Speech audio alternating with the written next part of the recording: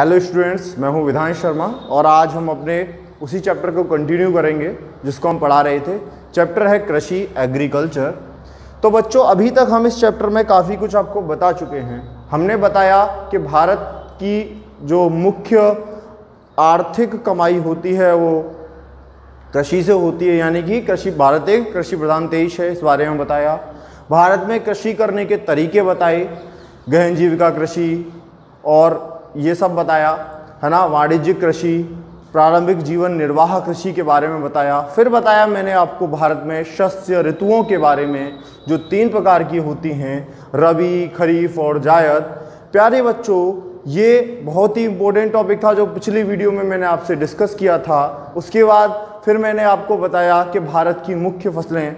देखिए, भारत में 2 तरीके की फसलें होती हैं, एक खाद्यान्न फसलें यानी खाद्य फसलें, और एक होती हैं अखाद्य फसलें। अखाद्य फसलें वो हैं जिनको हम खाने के लिए यूज़ नहीं करते, जिन चीज़ों को, उन्हें हम उद्योग में यूज करते हैं। जैसे हमारा जूट है, कपास है, क्या हम इन्हें खाते हैं? नहीं। रबड़ है, इनको हम खाते नहीं हैं, हम इन्हें उद्योगों में यूज करते हैं। किंतु अभी हम पढ़ रहे हैं भारत की मुख्य खाद्यान्न फसलें, जिनमें से मैं आपको चावल और गेहूं के बारे में बता चुका हूं पिछली वीडियो में। आज हम डिस्कस करने वाले हैं मोटे अनाज। मोटे अनाज क्या हैं? देखिए, मोटे अनाज का मतलब है ऐसे अनाज जिनमें अधिक पोषक तत्व मिलता है। क्लियर है? देखिए बच्चों, ज्वार, बाजरा, मक्का, रागी भारत के मुख्य मोटे अनाज हैं। यानी भारत में उगाई जाने वाली फसलों में ये जो हैं, बाजरा, मक्का, ज्वार, इन सब का नाम आपने सुन रखा होगा और कुछ चीज़ें आपने भोजन में खाई भी होंगी। आपने मक्के की रोटी और बाजरे की रोटी तो खाई भी होगी, है ना। लेकिन हम इन्हें मोटा अनाज तो कहते हैं और बहुत लोग इन्हें पसंद नहीं भी करते, किंतु इनमें पोषक तत्व जो हमारी बॉडी के लिए बहुत फायदेमंद होते हैं वो पाए जाते हैं। कैसी मात्रा में? बहुत अच्छी मात्रा में, अत्यधिक मात्रा में पाए जाते हैं। बेटा, ये सभी खरीफ की फसलें होती हैं। खरीफ की फसलें मैंने आपको जैसा कि पिछली वीडियो में बताया था, खरीफ की फसलें वे फसलें होती हैं जो मानसून के आगमन पर यानी जून में बोई जाती हैं एवं कब काटी जाती हैं? सितंबर अक्टूबर के मध्य काट ली जाती हैं। इनको यानी कि मोटे अनाजों को थोड़ी सी नमी की, आर्द्रता की आवश्यकता होती है और बारिश की भी आवश्यकता होती है। ठीक है, आगे बढ़ते हैं बेटा। देखिए, अब समझते हैं दालें। ये बड़ी मुख्य चीज हैं।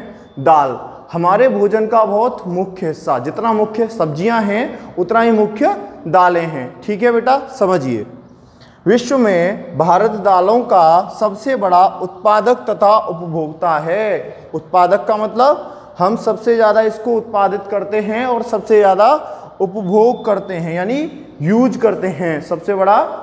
ठीक है, सबसे अधिक मात्रा में। अब देखिए, दालें प्रोटीन का बहुत अच्छा स्रोत हैं। दालें क्या हैं? प्रोटीन सबसे अधिक मात्रा में, अगर शाकाहारी भोजन में बात करें तो दालों में बहुत अच्छी मात्रा में प्रोटीन मिलता है। क्लियर है सर? आगे देखिए, तुर, जिसे हम अरहर की दाल कहते हैं, तुर, मसूर, मूंग, मटर, चना आदि मुख्य दलहनी फसलें हैं, यानी कि दाल की फसलें हैं। ठीक है, समझ में आया? अब समझ लीजिए। अब आप कहेंगे सर, दालों में क्या ये सभी खरीफ की हैं या रबी की हैं? देखो, इनमें से कुछ तो खरीफ की फसलें हैं, ये तीनों अरहर, मसूर, मूंग, ये रबी की फसलें हैं। किंतु मटर और चना ये कैसी हैं? ये हैं बॉस खरीफ की फसलें। ठीक है प्यारे बच्चों, ये खरीफ की फसलें हैं और ये रबी की फसलें हैं। ये मुख्य दलहनी फसलें हैं। अब इनके उत्पादक राज्य दालें सर्वाधिक किन राज्यों में उत्पादित होती हैं? समझिए, उत्तर प्रदेश, मध्य प्रदेश, राजस्थान और महाराष्ट्र में। तो आई होप आपको यहाँ तक चीज़ें समझ में आई होंगी। मैं आपको एक बार और समझा देता हूँ कि देखो, भारत में 2 प्रकार की फसलें उगाई जाती हैं, खाद्य फसलें और अखाद्य फसलें। क्लियर? जिनमें हम खाद्य फसलें पढ़ रहे हैं, चावल, गेहूं में पिछली वीडियो में आपको समझा चुका हूं। आज मैंने आपको मोटे अनाज और दालों के बारे में बताया है। तो मोटे अनाज मुख्य हैं चावल, ज्वार, बाजरा, मक्का, रागी आदि मोटे अनाज हैं। और दालें हमारे देश में कौन कौन सी मुख्य दालें उगाई जाती हैं? दालें और भी हैं, किंतु तुर, मसूर, मूंग, मटर, चना ये मुख्य दालें हैं। धन्यवाद बच्चों। अगर आपको यहाँ से कोई डाउट हो तो आप पूछ सकते हैं। Thank you so much.